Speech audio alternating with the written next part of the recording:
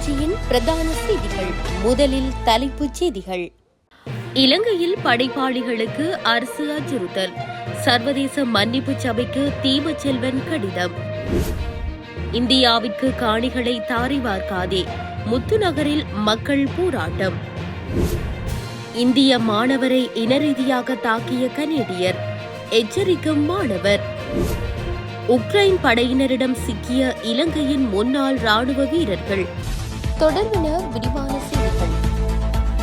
இலங்கையில் தன்னை போன்ற படைப்பாளிகளுக்கு அரசாங்கம் அச்சுறுத்தல்களை ஏற்படுத்தி வருவதாக தெரிவித்துள்ள இலங்கை தமிழ் எழுத்தாளர் தீபச்செல்வன், அறிவு வெளிப்பாடு மீதான ஒடுக்குமுறையை தடுக்குமாறும் யுனெஸ்கோ மற்றும் சர்வதேச மன்னிப்பு சபையிடம் வேண்டுகோள் விடுத்துள்ளார். இது தொடர்பில் ஐக்கிய நாடுகளின் கல்வி, அறிவியல் மற்றும் கலாச்சார அமைப்பின் பணிப்பாளர் நாயகம் ஓட்ரி அசூலே மற்றும் சர்வதேச மன்னிப்பு சபையின் செயலாளர் நாயகம் ஆக்னஸ் காலமட் ஆகியோருக்கு இலங்கை எழுத்தாளர் தீபச்செல்வன் கடிதங்களை எழுதியுள்ளார். இக்கடிதங்களின் பிரதிகளை கிளிநொச்சி மாவட்ட செயலாளர் எஸ் முரளிதரன் மற்றும் மாவட்ட பாராளுமன்ற உறுப்பினர் எஸ் ஸ்ரீதரன் ஆகியோரிடம் கையளித்துள்ளார்.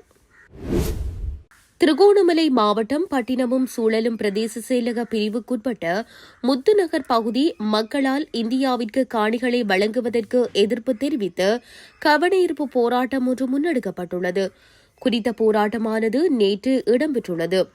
அந்த வகையில் வெளிநாட்டு அல்லது உள்நாட்டு நிறுவனங்களுக்கு மக்கள் காணிகளை துறைமுக அதிகார சபையினர் குத்தகைக்கோ அபகரிப்பு செய்யவோ விடக்கூடாது என வலியுறுத்தி மக்கள் கவனஈர்ப்பு போராட்டத்தில் ஈடுபட்டுள்ளனர். இதன்போது இந்தியாவிற்கு காணிகளை விற்காதே, எங்கள் நிலம் எங்களுக்கு போன்ற வாசகங்களை ஏந்தியவாறு போராட்டத்தினை முன்னெடுத்துள்ளதுடன் கப்பல் துறை, முத்துநகர் போன்ற பகுதியில் மக்கள் விவசாயத்தை நம்பி வாழ்ந்து வருகின்றனர். இக்காணிகளை இலங்கை துறைமுக அதிகார சபைக்கு சொந்தமானதென அதனை வெளிநாடுகளுக்கு தாரி வார்க்க வேண்டாம் என மக்கள் தெரிவித்துள்ளனர்.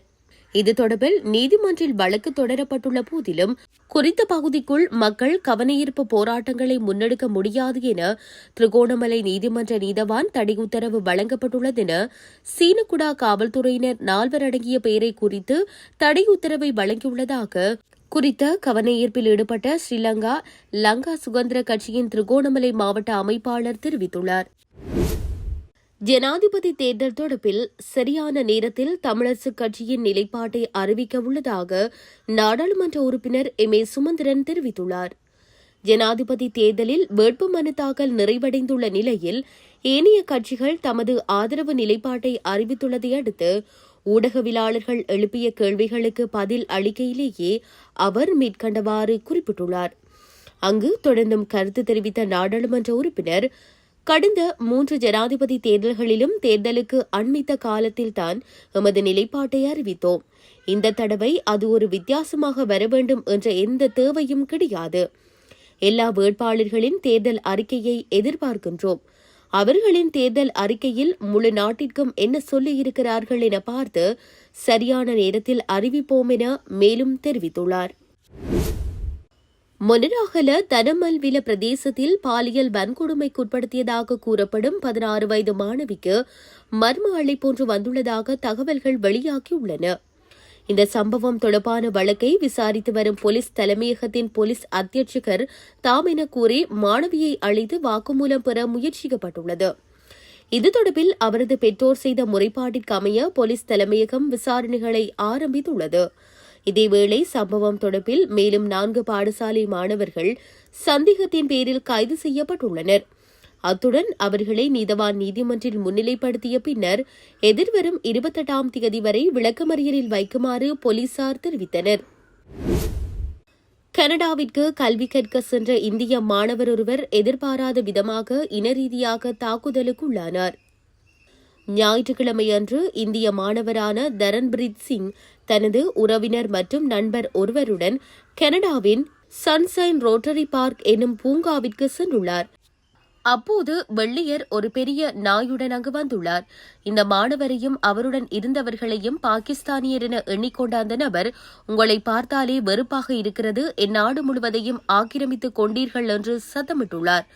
ஈரான், ஆப்கானிஸ்தான் அல்லது பாகிஸ்தானில் என் போல வெள்ளையர்களை பார்க்க முடியுமா என அவர் கேட்க, நாங்கள் இந்தியாவிலிருந்து வந்தவர்கள் என்று கூறியிருக்கிறார் சிங். உடனே அந்த நபர், நீங்கள் எல்லாம் ஒரே ஆட்கள்தான், நீங்கள் கனேடியர்கள் இல்லையே என்று கூறி மோசமான வார்த்தைகளால் திட்டியிருக்கிறார். நீங்கள் எல்லாம் கனடா அரசின் பணத்தை செலவு செய்கிறீர்கள் என்று அவர் கூற, உடனே சிங், இல்லை, நாங்கள் கல்வி கற்பதற்காக $40,000 அதிகமான கட்டணம் செலுத்தித்தான் கனடா வந்திருக்கின்றோம் என்று விளக்கியிருக்கின்றார். அந்த நபர் தொடர்ந்து சத்தமிட்டுக் கொண்டே இருக்க, சிங் நடப்பதை வீடியோ எடுப்பதை அவதானித்த அந்த நபரின் நண்பர் அவரை அங்கிருந்து இழுத்துக் கொண்டு சென்றிருக்கிறார். இந்த சம்பவம் ஏற்படுத்திய நடுக்கத்தால் அன்றிரவு எங்களால் சாப்பிட முடியவில்லை என்கிறார் சிங். இந்த விடயம் குறித்து தன் குடும்பத்தினரிடம் கூட தெரிவிக்கவில்லை என்றாலும், தன்னை போல கனடாவிற்கு வரும் இந்தியர்களை எச்சரிக்கும் வகையில் தான் வீடியோ எடுத்து காட்சிகளை சில சமூக ஊடகங்களில் பகிர்ந்துள்ளார். ரஷ்ய போருக்கு சென்ற ஓய்வு பெற்ற இலங்கை ராணுவத்தினர் 5 பேர் உக்ரைன் பாதுகாப்பு படையினரால் கைது செய்யப்பட்டுள்ளனர்.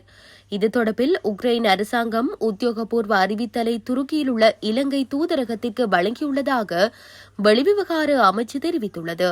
குறித்த நபர்கள் ரஷ்ய எல்லை வழியாக உக்ரைனுக்குள் நுழைந்தபோது உக்ரைன் பாதுகாப்பு படையினரால் கைது செய்யப்பட்டதாக கூறப்படுகிறது. இது தொடர்பில் சம்பந்தப்பட்ட இலங்கையர்களின் உறவினர்களுக்கு அறிவிக்கவும் வெளிவிவகார அமைச்சு நடவடிக்கை எடுத்துள்ளது.